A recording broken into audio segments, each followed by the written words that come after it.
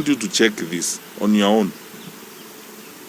Over the years, when we were in government, we always periodically did a mop-up of small arms in the wrong hands because of where we find ourselves as a country. We have porous borders around us, and we have conflict virtually in every one of our neighborhoods. And because of that, we sustained that practice of mopping small arms and burning them every so often.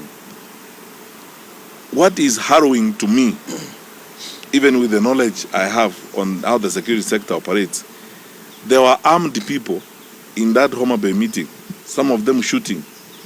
Nobody knows whether they are actually people from the disciplined groups. My sense and suspicion is that there are far too many small arms in the wrong hands in the country, which is now fueling up the confidence of criminals and criminal activity. Now, how do we go to an election in that kind of environment? I don't want to say we're asking the government. This is common sense. It's something they know they ought to do. It's something they know they ought to do. And if they are not doing it, they are not doing it deliberately because they have an end they want to achieve. I cannot imagine how, with the kind of security resources we have in the country and the kind of infrastructure we have, we could see the violence in the scale of what we saw in Homa Bay. For 2 days, a rural county in Kenya is actually under the spell and control of criminals. For 2 days. And we behave as if this is normal. I have done my duty as a leader on behalf of my colleagues. I have pointed out to the country and I have warned that we have begun our final descension into chaos and anarchy in this country. The question is, what are we going to do as a people?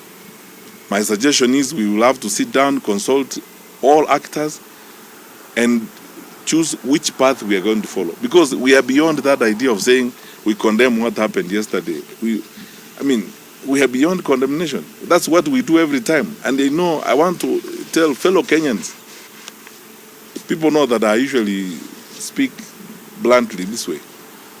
Let's stop this pretense. You know, we are not dealing with a normal situation now in the country. We are not. Where? When you see those kinds of things happening, and who will tell me who? The county commissioner or the regional commissioner to tell me that that kind of stuff would happen in your area of jurisdiction and you don't have backing from your bosses to witness that kind of nonsense going on there, where citizens are being hurt and being maimed because of politics in broad daylight. The government has chosen that. That's why it's happening. And the deployment of resources, you can see clearly this was very well choreographed, it was very well planned. You don't have to be you can tell the amount of resources being involved, the level of mobilization. The leaders in that area who are organizing that had been swearing all week.